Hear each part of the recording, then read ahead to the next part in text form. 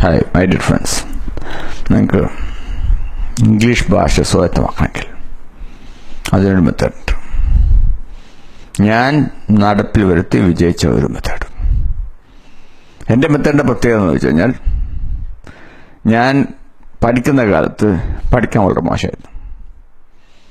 പിന്നീട് ഞാൻ ഈ ഗൾഫിലേക്ക് എത്തി. വീണ്ടും കുറേ കാലാലസമായി മുന്നോട്ട് നീങ്ങി. അന്നൊക്കെ എൻ്റെ ഉള്ളിൻ്റെ ഉള്ളിൽ എനിക്കൊരു വിളിയുണ്ടായിരുന്നു, എന്നെക്കൊണ്ട് ഇതിനേക്കാളും പറ്റും. I am not for this, I can do things better than this എന്നുള്ള ഒരു വിളി എൻ്റെ മനസ്സിലുണ്ടായിരുന്നു. അത് പ്രതീക്ഷ നശിച്ചിട്ടില്ല എന്നർത്ഥം. പ്രതീക്ഷ നശിക്കാത്തവർക്ക് ഉള്ളൊരു വഴിയാണത്. ഇത് പരമ്പരാഗതമായിട്ട് ഉപയോഗപ്പെടുത്തിക്കൊണ്ടിരിക്കുന്ന മെത്തേഡല്ല. പരമ്പരാഗതമായിട്ടുള്ള മെത്തേഡ് എന്താ? എന്തെങ്കിലും ഒന്ന് പഠിക്കുന്നുണ്ടെങ്കിൽ നമ്മൾ സ്വയം ശ്രമിക്കാതെ നമ്മൾ പരിപൂർണമായിട്ടും മറ്റൊരാളങ്ങ് ഏൽപ്പിച്ചു കൊടുത്ത് അയാൾ അങ്ങോട്ട് ശരിയാക്കി തരും എന്ന് വിചാരിച്ചിരിക്കുക. It's not possible. ഇപ്പം ഇംഗ്ലീഷ് പഠിക്കണമെന്നുണ്ടെങ്കിൽ ഞാനൊരു സുഹൃത്തിനോട് ചോദിച്ചു, ഭയങ്കര ആഗ്രഹം, എത്ര കാലമായി ഇത് ആഗ്രഹിക്കാൻ തുടങ്ങിയിട്ടെന്ന് ചോദിച്ചപ്പോൾ 6 വർഷമായി. 6 വർഷമായിട്ട് ഇന്നും ഒരു നീക്കവും അതിനു വേണ്ടി നടത്തിയിട്ടില്ല. ഞാനോട് ചോദിച്ചു, നിങ്ങളൊരു കാര്യം ചെയ്യുക, നിങ്ങൾ ആഗ്രഹിച്ചു, അത് 6 വർഷം മുമ്പ് ഒരു കാര്യം നിങ്ങൾ ഉറപ്പിച്ചെന്ന് വിചാരിച്ചു. ഞാൻ ചെയ്ത കാര്യം കേട്ടോ. ഞാൻ എന്താ ചെയ്യുന്നത് വെച്ചാൽ, എല്ലാ ദിവസവും ഞാൻ ആഗ്രഹിക്കുന്നൊരു കാര്യം, ഈ പറഞ്ഞ ഭാഷ, ഇംഗ്ലീഷ് ഭാഷ എനിക്ക് സ്വായത്തമാക്കണം. അത് ഞാൻ വായിക്കാൻ വേണ്ടി ശ്രമിച്ചപ്പോൾ ഞാൻ +2 ആയിട്ടാണ് അങ്ങോട്ട് ഇറങ്ങിയത്. അതായത് പ്രീ ഡിഗ്രി. അകത്ത് ഇവിടെ വന്നു കഴിഞ്ഞപ്പോൾ ന്യൂസ് പേപ്പറിൽ ഇംഗ്ലീഷ് നോക്കുമ്പോൾ ഒരു പിടിയും കിട്ടുന്നില്ല. പക്ഷേ ഞാൻ അന്ന് സൈക്കോളജി ഒന്നും മനസ്സിലാക്കിയിട്ടല്ല, ഒരു വാശിപ്പുറത്ത്.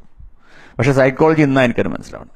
അത് മനുഷ്യന്റെ പ്രത്യേകത എന്ന് വെച്ചാൽ, മനുഷ്യന് എന്ത് പഠിക്കാൻ വേണ്ടി ശ്രമിച്ചു കഴിഞ്ഞാലും, അത് ഒരു പരിചയമില്ലാത്ത കാര്യം പഠിക്കാൻ ശ്രമിച്ചാലും, പഠിക്കാൻ ശ്രമിക്കുന്ന സമയത്ത് അത് എന്താണെന്ന് അറിയാനുള്ള ഒരു ശ്രമം, ആന്തരികമായിട്ടുള്ള ശ്രമം.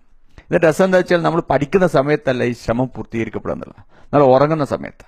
അത് നമ്മൾ ഉറങ്ങുന്ന സമയത്ത് ഉപബോധ മനസ്സ് ആക്റ്റീവായിട്ട് നിൽക്കുക. അപ്പം നമ്മൾക്ക് ഒരു പിടിയും കിട്ടാതെ എന്തൊക്കെയോ വായിച്ചു പിടിച്ച കാര്യങ്ങൾക്ക് എന്തെങ്കിലുമൊക്കെ ഒരു പിടി പിടിക്കാൻ വേണ്ടിയിട്ട് നമ്മളുടെ മനസ്സ്, നമ്മൾ ഉറങ്ങിക്കൊണ്ടിരിക്കുന്ന സമയത്ത്, അത് ഉറങ്ങി എഴുന്നേൽക്കുമ്പോൾ നമുക്ക് മനസ്സിലായ കുറച്ച് കാര്യങ്ങൾക്ക് മനസ്സിലായിട്ടുണ്ട്.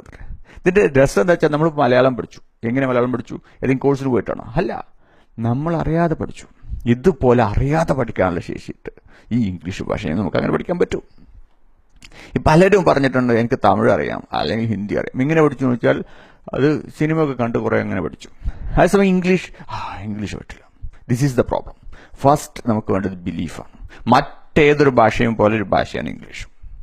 ഈ ഭാഷകളൊക്കെ നമുക്ക് പഠിക്കാമെന്നുണ്ടെങ്കിൽ നമുക്ക് ഇംഗ്ലീഷും പഠിക്കാം. അത് നമ്മുടെ മനസ്സിന്റെ കരുത്ത്, മനസ്സിന്റെ ഒരു എഞ്ചിനീയറിംഗ് ആണ് നമ്മൾ ഉപയോഗപ്പെടുത്തുന്നത്. അതായത് മനസ്സിന്, ഞാൻ പറഞ്ഞല്ലോ, എന്ത് കണ്ടാലും, എന്ത് മനസ്സിലാവാത്ത കാര്യം കേട്ടാലും അതിന് എന്തെങ്കിലും ഒരു രൂപം ഉണ്ടാക്കാൻ പറ്റും. ഇപ്പോൾ ഉദാഹരണം പറയുന്നത്, നമ്മൾ രാത്രി ചന്ദ്രൻ കാണുമ്പോൾ ചിലർ ചന്ദ്രനിൽ നോക്കിയിട്ട് പറയും അവിടെ ഒരു മുയലിന്റെ രൂപമാണ്, അല്ലെ? ചിലർ പറയും ഒരു മാനിന്റെ രൂപമാണ്. ആക്ച്വലി അവിടെ ഒന്നുമല്ല, അവിടെ ഒരു ഗർത്തങ്ങളാണ്. ഈ ഗർത്തങ്ങൾ കണ്ടിട്ട് മനുഷ്യന്റെ മനസ്സ് ഗർത്തമായിട്ടല്ല, എന്തെങ്കിലും ഒരു രൂപം, അറിയുന്ന ഒരു കാര്യവുമായിട്ട് അതിന് സമയപ്പെടുത്താൻ വേണ്ടി ശ്രമിക്കുന്നതിന്റെ ഭാഗമായിട്ടാണ് നമുക്ക് ഇത്തരം രൂപങ്ങളൊക്കെ തോന്നുന്നത്. അപ്പോൾ ഇംഗ്ലീഷ് നമ്മൾ വായിക്കാൻ വേണ്ടി ശ്രമിക്കണം. നമുക്കൊരു പിടിയില്ല. ഒരു പാരഗ്രാഫ് ഒരു പ്രാവശ്യം വായിക്കാൻ വേണ്ടി ശ്രമിച്ചത്, ഒരു പാരഗ്രാഫ് ഞാൻ വായിക്കാൻ വേണ്ടി ശ്രമിച്ചപ്പോൾ നോക്കിയപ്പോൾ അതിലൊരു 25 വാക്കുകളുണ്ട്. അതിൽ 5 വാക്കുകളുടെ അർത്ഥം എനിക്കറിയാം, ബാക്കി 20 വാക്കിന്റെ അർത്ഥം എനിക്കറിയില്ല. എന്നാലും ഞാനത് ഇങ്ങനെ എൻ്റെ മനസ്സിന്റെ പരമാവധി അറിയാൻ വേണ്ടി ശ്രമിച്ചു. എന്തായിരിക്കും അത് ബേസ് ചെയ്തിട്ട് ഇന്നത്തെ കാലത്ത് പ്രത്യേകത എന്താ വെച്ചാൽ, നമുക്ക് വാക്കുകളുടെ അർത്ഥം പഠിക്കാൻ ഡിക്ഷണറി എന്ന് പറഞ്ഞാൽ അങ്ങനെ പേജൊന്നും മടിച്ചു നോക്കേണ്ട ആവശ്യമില്ല. നമുക്ക് ഡൗൺലോഡ് ചെയ്യാം. അല്ലെങ്കിൽ ഓൺലൈൻ ഡിക്ഷണറി ഉണ്ട്, മലയാളത്തിൽ തർജ്ജമ തരുന്ന ഡിക്ഷണറി ഉണ്ട്. ആ വേർഡ് അങ്ങ് ടൈപ്പ് ചെയ്ത് കഴിഞ്ഞ് ക്ലിക്ക് ചെയ്ത് കഴിഞ്ഞാൽ അപ്പം തന്നെ നമുക്ക് ഉത്തരം കിട്ടി. അപ്പോൾ നമ്മൾ ഈ പറഞ്ഞ 25 പദങ്ങളുള്ള ഒരു പാരഗ്രാഫ്, വലിയ പാരഗ്രാഫ് വായിക്കാൻ വേണ്ടി ശ്രമിച്ചപ്പോൾ പറ്റുന്നില്ല എന്ന് തോന്നിയിട്ടുള്ള 5 പദങ്ങൾ മാത്രം അറിയുന്ന പാരഗ്രാഫ്, നമ്മളൊരു കാര്യം തീരുമാനിച്ചു, ഒരു 10 പദം ഇതുപോലെ അടിച്ചിട്ട് നമ്മൾ അറിയാൻ വേണ്ടി ശ്രമിച്ചു. എന്നിട്ട് അത് വായിക്കാൻ വേണ്ടി ശ്രമിച്ചു. അപ്പോൾ ഏകദേശം ഒരു ഐഡിയ അങ്ങനെ രൂപം കിട്ടും, അല്ലേ? അപ്പോൾ ചുരുക്കി പറഞ്ഞ 10 പദങ്ങളാണ് നമ്മൾ പഠിച്ചു. ഈ 10 പദമാണ് ഒരു ദിവസം കൊണ്ട് നമ്മൾ പഠിച്ചത്. ഇങ്ങനെ നമ്മൾ ഒരു ദിവസം ഇത് ചെയ്തു, രണ്ടാമത്തെ ദിവസം ഇത് ചെയ്തു. നിങ്ങളൊന്ന് ആലോചിച്ച് നോക്കൂ, 100 ദിവസം കഴിഞ്ഞാൽ എത്ര പദങ്ങൾ നമ്മൾ പഠിച്ചു കഴിഞ്ഞു. അതായത് ഈ പറഞ്ഞ വ്യക്തി ഉണ്ടല്ലോ, 6 വർഷമായിട്ട് ശ്രമിച്ചുകൊണ്ടിരിക്കുന്ന വ്യക്തി, അന്നേ തുടങ്ങിയിരുന്നെങ്കിൽ ഈ ഒരു മെത്തേഡ്, അതായത് ഒന്നുമല്ല, ഒരു പുസ്തകം എന്ന് പറഞ്ഞാൽ തുടക്കത്തിൽ നമുക്ക് എന്തെങ്കിലും കഥകളായിക്കോട്ടെ, കുട്ടികളൊക്കെ വായിക്കുന്ന കഥകളായിക്കോട്ടെ, ഏതെങ്കിലും ഒരു പുസ്തകം ചെന്നിട്ട് ഒരു കുട്ടികളൊക്കെ വായിക്കുന്ന കഥകളുടെ ഒരു പുസ്തകം വാങ്ങിക്കാം. അതിന് ശേഷം ആദ്യം വായിക്കാം. വായിച്ചു കഴിഞ്ഞാൽ ചിലപ്പോൾ പിടികിട്ടിയെന്ന് വരും, പിടികിട്ടില്ലെന്ന് വരും. അപ്പൊ അറിയുന്ന കാര്യങ്ങളൊക്കെ നോട്ട് ചെയ്യുക. ഓക്കെ, ഇതൊക്കെ അറിയാം. അറിയാത്തത് ഈ പറഞ്ഞ പോലെ ഡിക്ഷണറി ഉപയോഗിച്ചുകൊണ്ട് അർത്ഥം എഴുതുക. അതിനുശേഷം വായിച്ചു നോക്കാം. ഈ വായിക്കുമ്പോൾ നമ്മുടെ മനസ്സിൽ മാറ്റം വരുന്നുണ്ട്. നമുക്കറിയില്ല. നമ്മൾ പണ്ട് ചെറുപ്പത്തിൽ മലയാളം നമ്മൾ കോഴ്സിന് പോയി പഠിച്ചില്ല എന്ന് പറഞ്ഞല്ലോ. നമുക്ക് ഒരു പിടിയില്ലാത്ത ഭാഷയാണ് അന്ന് മലയാളം. പക്ഷേ പിന്നീട് നമ്മുടെ മനസ്സ് ഓട്ടോമാറ്റിക്കലി പഠിച്ചതാ. അപ്പൊ ആ ഒരു മെത്തേഡാണ് നമ്മൾ ഇതിന് യൂസ് ചെയ്യുന്നത്. അപ്പൊ നമ്മൾ ആ ഒരു പാരഗ്രാഫ് വായിച്ച് ആ പറഞ്ഞ വാക്കുകൾ, മാക്സിമം വാക്കുകൾ അത് ഉറപ്പിച്ചു കഴിഞ്ഞു. എനിക്ക് ഈ ഭാഷ പഠിക്കണമെന്ന് ഉറപ്പിച്ചു കഴിഞ്ഞു. ദിവസവും ഒരു പക്ഷേ എനിക്ക് 10 കാര്യങ്ങൾ ഇതിനു വേണ്ടി ചെയ്യാൻ പറ്റുന്നുണ്ടാവും ഈ ഭാഷ പഠിക്കാൻ വേണ്ടിയിട്ട്. പക്ഷേ സമയമില്ല. പക്ഷെ ഒരു കാര്യം, അറ്റ്ലീസ്റ്റ് ഒരു കാര്യം 9 വിട്ടിട്ട് ഒരു കാര്യമെങ്കിലും, അത് രാത്രി കിടന്നുറങ്ങുന്ന സമയത്ത് നമ്മൾ ആലോചിച്ചപ്പോൾ ഒന്നും ചെയ്തില്ലല്ലോ ഞാൻ എന്ന് ആലോചിക്കുമ്പോൾ നമ്മുടെ തലേന്റെ അടുത്ത് തന്നെ ഒരു പുസ്തകം വേണം. ആ പുസ്തകം നോക്കി, ഓക്കെ, ഞാൻ ഒരു പാരഗ്രാഫ് ജസ്റ്റ് റീഡ് ഇറ്റ്. മനസ്സിലാവണ്ട, ജസ്റ്റ് റീഡ് ഇറ്റ്. സ്ലീപ്പ്. ഇതുപോലെ അതായത് ഒരു ദിവസവും വിടാതെ ഒരാൾ അങ്ങോട്ട് പോയി കഴിഞ്ഞാൽ ഒരു 5-6 മാസം കഴിഞ്ഞ് എന്തായിരിക്കും അയാളുടെ അവസ്ഥ? ഞാൻ ഇതേ മെത്തേഡ് ഉപയോഗിച്ചുകൊണ്ട് ഞാൻ അറബിയും പഠിച്ചിട്ടുണ്ട്. ഞാൻ അറബിയും നന്നായിട്ട് സംസാരിക്കും. ഇതേ മെത്തേഡ്. അത് പഠിക്കാൻ മോശമായിരുന്ന ഒരാളാണെന്ന് ഞാൻ വിചാരിക്കണം. നിങ്ങൾ മനസ്സിലാക്കണം. ഇന്ന് ഞാൻ 4 വർഷമായിട്ടാണ് ഞാനിപ്പോൾ പുസ്തകങ്ങൾ വായിച്ചു നോക്കുന്ന ഒരു ദിവസം തന്നെ ഒന്നിലധികം പുസ്തകമൊക്കെ ചിലപ്പോൾ തീർത്തിട്ടുണ്ട്. അത്രമാത്രം. അത് വായിച്ചിട്ടല്ല കേട്ടോ, അധികം ഓഡിയോ ബുക്സാണ് ഞാൻ കേൾക്കാറ്. പിന്നെ അതായത് എൻ്റെ മെത്തേഡാണ്. ഓരോരുത്തർക്കും ഓരോ മെത്തേഡ് ഉണ്ട്. ആ മെത്തേഡ് കണ്ടെത്തുക. പിന്നെ കേൾക്കുക. ഈ പറഞ്ഞ പോലെ നമ്മൾ റേഡിയോ, അതായത് ഇംഗ്ലീഷ് ചാനൽസ് ട്യൂൺ ചെയ്യുക. മനസ്സിലാവണ്ട, കേൾക്കുക. പിന്നെ കുറച്ച് കഴിയുമ്പോൾ ഇങ്ങനെ ശ്രമിക്കുക. എവിടെയെങ്കിലും എന്തെങ്കിലും പിടുത്തം കിട്ടുന്നുണ്ടോ? ഇങ്ങനെ ഈ പറഞ്ഞ ഭാഷയുമായിട്ട് ഇങ്ങനെ ബന്ധം പുലർത്തിക്കൊണ്ടിരിക്കുക. ഇങ്ങനെ ബന്ധം പുലർത്തിക്കഴിഞ്ഞാൽ ഈ ഭാഷ നമ്മുടെ കാൽ കീഴിൽ വരും. ഈ ഭാഷ മാത്രമല്ല, ലോകത്തിലെ ഏത് ഭാഷയും വരും. നമ്മൾ അറബി ഞാൻ പഠിച്ചിട്ടുണ്ട്. So there is a way. If you want, there is a way. നമുക്ക് ആഗ്രഹമുണ്ട് ഇതുപോലെ.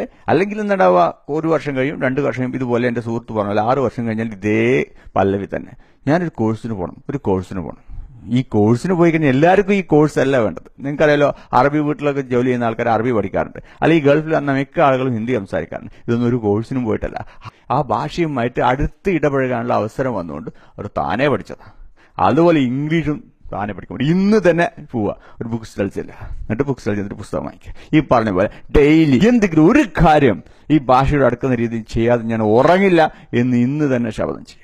ചെറിയ ഒരു കാര്യമെങ്കിലും, ചെറിയ കാര്യം തന്നെ 2-3 ലൈനെങ്കിലും വായിക്കാതെ ഞാൻ കിടക്കില്ല എന്നൊരു ശപഥം ചെയ്തു കഴിഞ്ഞാൽ വരുന്ന 6 മാസത്തിൽ നിങ്ങൾ ഇത്രയും കാലം ചാലഞ്ച് ചെയ്തുകൊണ്ട് ആ ഭാഷയെ നിങ്ങൾ ചാലഞ്ച് ചെയ്യാൻ തുടങ്ങും. 3 കാര്യങ്ങളാണ് ശ്രദ്ധിക്കാറുള്ളത്. ഒന്ന്, ഈ പറഞ്ഞ പോലെ എന്തെങ്കിലും ഒന്ന് വായിക്കാതെ ഞാൻ കിടന്നുറങ്ങില്ല. അത് ആദ്യം ഞാൻ പറഞ്ഞില്ലേ, നമുക്ക് വായിക്കാൻ ശ്രമിക്കുമ്പോൾ ഒരു പാരഗ്രാഫേ കഴിയുള്ളൂ. കുറച്ച് കഴിയുമ്പോൾ 2 പാരഗ്രാഫാവും, കുറച്ച് കഴിയുമ്പോൾ 3 പാരഗ്രാഫാവും, പിന്നെ പല പേജുകളാവും, പിന്നെ ഒരു പുസ്തകമായി മാറും. അതുപോലെ തന്നെ നമ്മൾ റേഡിയോയിലൊക്കെ വെറുതെ ഇംഗ്ലീഷ് ട്യൂൺ ചെയ്ത് വെക്കുക. അതിങ്ങനെ പറഞ്ഞോട്ടെ, അതിങ്ങനെ കേട്ടോട്ടെ, നമ്മുടെ മനസ്സ് അറിയാതെ ഇങ്ങനെ മനസ്സിലാക്കാൻ വേണ്ടി ശ്രമിച്ചോട്ടെ. കുറെ കഴിയുമ്പോൾ അത് കുറച്ച് ബോധപൂർവമായിട്ടുള്ള അല്പാൽപമായിട്ടുള്ള ശ്രമം കൂടി കൊടുത്തു കഴിഞ്ഞാൽ നമ്മൾക്ക് ഇത് പഠിക്കാൻ പറ്റും. അതായത് വേണം, പറ്റും എന്നുള്ള വിശ്വാസമാണ് ആദ്യം വേണ്ടത്. ഈ വിശ്വാസത്തിന്റെ കുറവാണ് നമുക്കിത് പഠിക്കാൻ കഴിയാത്തത്. Yes, I can. മലയാളം ഞാൻ ഒരു കോഴ്സിന് പോയിട്ടല്ല പഠിച്ചത്. അതുപോലെ തന്നെ വേറെ ഭാഷയാണ് ഇംഗ്ലീഷ്. അതുപോലെ തന്നെ എനിക്കിതും പഠിക്കാൻ പറ്റും. ആ കാലഘട്ടത്തിൽ ഇത് നമ്മൾ ചെറുപ്പത്തിൽ കുട്ടിയായിരുന്ന സമയത്ത് ഇതാരും നമ്മളോട് പറഞ്ഞു തരാൻ ഉണ്ടായിരുന്നില്ല. അതിനെക്കൊണ്ട് പറ്റില്ല എന്ന് ചിന്തിക്കാനുള്ള ബുദ്ധി നമുക്ക് ഉണ്ടായിരുന്നില്ല എന്നുള്ളതുകൊണ്ടാണ് നമുക്കത് പഠിക്കാൻ പറ്റിയത്. അതുപോലെ തന്നെ ആ ബുദ്ധി ഇന്നും നമുക്ക് സ്ഥാപിക്കാൻ കഴിഞ്ഞാൽ ഏത് ഭാഷയും നമ്മളെ മുന്നിൽ കൊടുക്കും. പിന്നെ നമ്മൾ ബോധപൂർവമായിട്ടുള്ള ശ്രമം, സംസാരിക്കാനുള്ള ബോധപൂർവമായിട്ടുള്ള ശ്രമം. ചെറുപ്പത്തിൽ നിങ്ങൾ മലയാളം സംസാരിക്കാൻ വേണ്ടി ശ്രമിച്ചപ്പോൾ നിങ്ങൾക്ക് ആദ്യം മ എന്നുള്ള അക്ഷരങ്ങൾ പഠിച്ചല്ലേ. പിന്നെ ഓരോ അക്ഷരങ്ങൾ എന്ന് പറഞ്ഞപ്പോൾ പല പ്രാവശ്യം തെറ്റിയിട്ടുണ്ട്, പലരും എന്നെ കളിയാക്കിയിട്ടുണ്ട് അല്ലേ. അതൊന്നും മൈൻഡ് ചെയ്യാതെ നിങ്ങൾ അന്ന് ആ ഭാഷയുമായിട്ട് നിങ്ങൾ മുന്നോട്ട് പോയത് അല്ലേ. അന്ന് നിങ്ങളെ ഓർമ്മപ്പെടുത്താൻ ഈ പറഞ്ഞ മിഥ്യാഭിമാനം ഒന്നും ഉണ്ടായിരുന്നില്ല.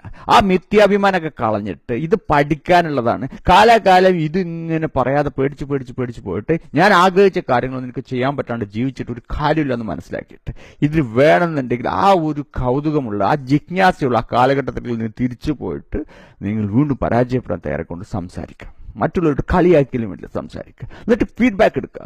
കേട്ട് കഴിഞ്ഞാൽ ഇത് തന്നെ ആവർത്തിച്ചുകൊണ്ടിരിക്കുക. ഫീഡ്ബാക്ക് എടുക്കുക. വൈ, എവിടെയാണ് കറക്റ്റ് ചെയ്യേണ്ടത്, എവിടെയാണ് പ്രോബ്ലം. എന്നിട്ട് പരമാവധി സ്ലാങ് കൊണ്ടല്ല, ഇംഗ്ലീഷ് സ്ലാങ് കൊണ്ട് മാറ്റിയിട്ട് മാക്സിമം ഇംഗ്ലീഷുകാരെ പോലെ, ഇംഗ്ലീഷ് ഭാഷകളോ സംസാരിക്കുന്നത്, അപ്പോൾ ഇംഗ്ലീഷുകാരെ പോലെ തന്നെ പറയാൻ വേണ്ടി ശ്രമിക്കുക. ആദ്യം ചിലപ്പോൾ നീ എന്താ സ്റ്റൈലാക്കി സംസാരിക്കുന്നത്, നീ എന്താ ഇങ്ങനെ ആളുകൾക്ക് പറഞ്ഞു തന്നിരിക്കും. പക്ഷെ മൈൻഡ് ചെയ്യരുത്. ഇംഗ്ലീഷ് സംസാരിക്കും, ഇംഗ്ലീഷുകാർ സംസാരിക്കുന്ന പോലെ സംസാരിക്കണം. അങ്ങനെ slowly you build your self. നിങ്ങളുടെ ഇംഗ്ലീഷ് ഭാഷ മാത്രമല്ല ഏത് കാര്യം നിങ്ങൾ ഇതേ മെത്തേഡ് കൂടി മുന്നോട്ട് പോകേണ്ടി ഒക്കെ നിങ്ങളുടെ കാൽ കീഴിൽ കിടക്കും. Okay, so best of luck.